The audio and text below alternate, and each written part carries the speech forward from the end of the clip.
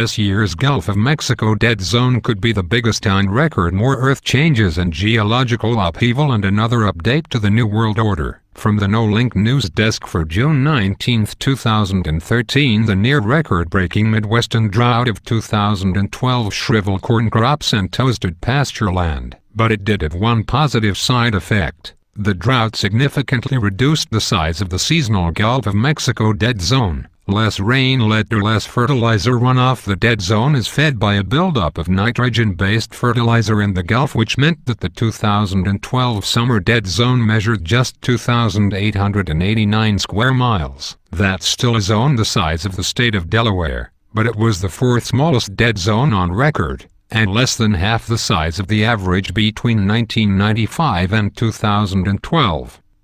This year will be different. Heavy rainfall in the Midwest this spring has led to flood conditions, with states like Minnesota and Illinois experiencing some of the wettest spring seasons on record. And all that flooding means a lot more nitrogen-based fertilizer running off into the Gulf. According to an annual estimate from National Oceanic and Atmospheric Administration NOAA-sponsored modellers at the University of Michigan, Louisiana State University and Louisiana University's Marine Consortium, this year's dead zone could be as large as 8,561 square miles, roughly the size of New Jersey. That would make it the biggest dead zone on record, and even the low end of the estimate would place this year among the top 10 biggest dead zones on record. Barring an unlikely change in the weather, much of the Gulf of Mexico could become an aquatic desert. The nitrogen nutrients that flow into the Gulf, especially during the rainy spring season, encourages the growth of explosive algal blooms, which feed on the nitrogen. Eventually those algae die and sink to the bottom, and bacteria there get to work decomposing the organic matter. The bacteria consume oxygen in the water as they do,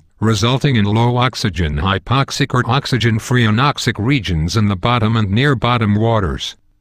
That's what a dead zone water, essentially, without air. Sea life, including the valuable shellfish popular in Gulf fisheries, either flee the area, much as you or I would if someone were to suck all the oxygen out of the room, or die. That's why the dead zone matters. The larger it is, the greater the populations of fish that might be affected, with commercial fisheries in the Gulf worth $629 million as of 2009 and still recovering from the impact of the 2010 oil spill. The dead zone means business. The major factor driving the size of the dead zone beyond changing flooding patterns is the use and overuse of fertilizers in America's rich Midwestern Corn Belt. The U.S. Geological Survey estimated that 153,000 metric tons of nutrients flowed down the swollen Mississippi and Atchafalaya rivers during May, a 16% increase over the nutrient load average seen during the past 34 years. And as James Grief of Bloomberg points out in a recent piece, those nutrients are used disproportionately to feed one particular crop. The culprits behind the dead zone are many, but one deserves special attention: corn. Unlike, say, soybeans, which can grow without fertilizer, corn can't grow without it. It takes 195 pounds of fertilizer to grow an acre of corn.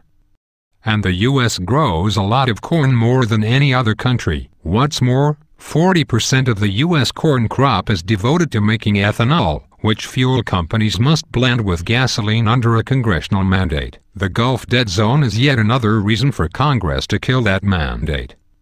A state federal task force was actually set up in 2008 with the aim of reducing the nutrient flow in the Mississippi by 45% by this year, but as the numbers demonstrate, there hasn't been much success. Farmers could be encouraged to use fertilizer more efficiently. Grief suggests ending the practice of applying fertilizer to fields in the fall after crops are harvested, and instead laying it down in the spring. They should also limit the amount of water running off their land, much of which ends up in the rivers and then the Gulf.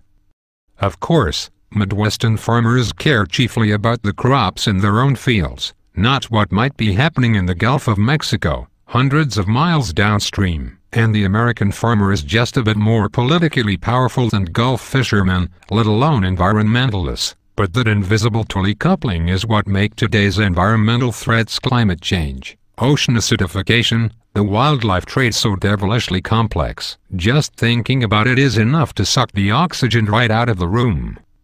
I am, never know, Patriot Broadcasting Network and Liberty Tree Radio Field Reporter number 8510. God bless the Republic. Death to the New World Order. We are on the march. The Empire is on the run. We shall prevail.